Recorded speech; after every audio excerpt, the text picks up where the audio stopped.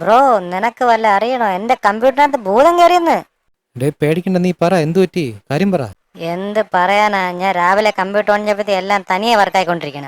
ഇത് ഭൂതവും പ്രേതമൊന്നുമല്ല, നിങ്ങളുടെ ലാപ്ടോപ്പിന്റെ keyboard complaint അതാണ്. ഈ പ്രശ്നം നിങ്ങൾക്കും വരാൻ സാധ്യതയുണ്ട്. ടെക്നോളജിക് ലൈഫിന്റെ ഒരു പുതിയ വീഡിയോയിലേക്ക് എല്ലാവർക്കും സ്വാഗതം. ഇതിന്റെ ഉത്തരം തേടി ഒരുപാട് അലഞ്ഞിട്ടുണ്ട് ഞാൻ. ഇപ്പോൾ അതിനുള്ള പ്രതിവിധി കിട്ടിക്കഴിഞ്ഞു. അത് പറയാനാണ് ഞാനിന്ന് വന്നിരിക്കുന്നത്.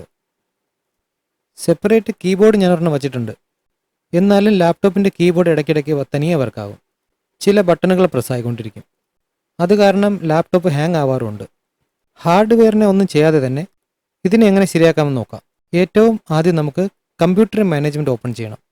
ദിസ് പി സി അല്ലെങ്കിൽ മൈ കമ്പ്യൂട്ടറിൻ്റെ റൈറ്റ് ബട്ടൺ ക്ലിക്ക് ചെയ്താലും സ്റ്റാർട്ട് മെനുവിലും ഈ ഓപ്ഷൻ കിട്ടും. ഡിവൈസ് മാനേജർ ഓപ്പൺ ആയി കഴിയുമ്പോൾ അതിനകത്ത് കീബോർഡ്സ് എന്ന് പറഞ്ഞൊരു ഓപ്ഷൻ കാണും. ചിലരിതിനെ അൺഇൻസ്റ്റാൾ ചെയ്യും.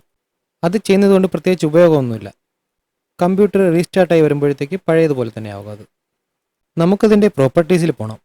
പ്രോപ്പർട്ടീസിൽ പോയി കഴിയുമ്പോൾ ഡീറ്റെയിൽസ് ടാബിനകത്ത് പ്രോപ്പർട്ടി എന്ന് പറയുന്ന ഒരു ഓപ്ഷൻ കാണും. അതിനകത്ത് ഹാർഡ്വെയർ ഐ ഡീസ് സെലക്ട് ചെയ്യണം.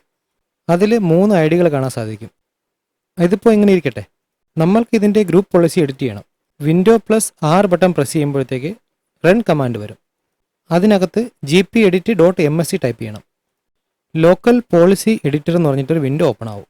അതിനകത്ത് സ്ക്രീനിൽ കാണുന്നത് നാവിഗേറ്റ് ചെയ്യണം കേട്ടോ.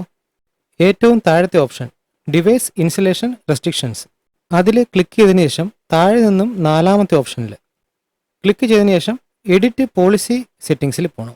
അത് കഴിഞ്ഞ് കാണുന്ന വിൻഡോയിൽ എനേബിൾ ബട്ടൺ ക്ലിക്ക് ചെയ്തിട്ട് ഷോയിൽ പോകണം. അപ്പോൾ ഷോ കണ്ടന്റ് എന്ന് പറഞ്ഞിട്ടൊരു ചെറിയ വിൻഡോ വരും.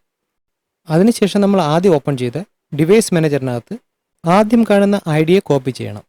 എന്നിട്ട് ആ ഐ ഡിയെ ബ്ലാങ്ക് സ്പേസിൽ കൊണ്ടുവന്ന് പേസ്റ്റ് ചെയ്യണം. അതിനുശേഷം അപ്ലൈ ചെയ്ത് ഓക്കെ കൊടുക്കണം. മുന്നിൽ കാണുന്ന വിൻഡോസ് എല്ലാം ക്ലോസ് ചെയ്യാം. അവസാനം ഒരു സ്റ്റെപ്പ് കൂടെ ബാക്കിയുണ്ട്. നമ്മൾ ആദ്യം ഡിവൈസ് മാനേജർ പോയി പ്രോപ്പർട്ടീസ് എടുത്ത സ്ഥലത്തു നിന്നും കീബോർഡിൻ്റെ സോഫ്റ്റ്വെയറിനെ അൺഇൻസ്റ്റാൾ ചെയ്യണം. അത് ചെയ്ത് കഴിയുമ്പോൾ റീസ്റ്റാർട്ട് ചെയ്യാൻ ചോദിക്കും. അപ്പോൾ നമുക്ക് കമ്പ്യൂട്ടറിനെ റീസ്റ്റാർട്ട് ചെയ്യണം. സിസ്റ്റം റീസ്റ്റാർട്ടായിട്ട് വന്നിട്ടുണ്ട്.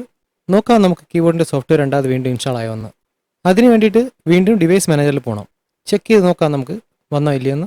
Thank you bro, thank you. എന്റെ ഒരു വലിയ പ്രശ്നമാണ് നിങ്ങൾ മാറ്റി തന്നിരിക്കുന്നത്. Thank U.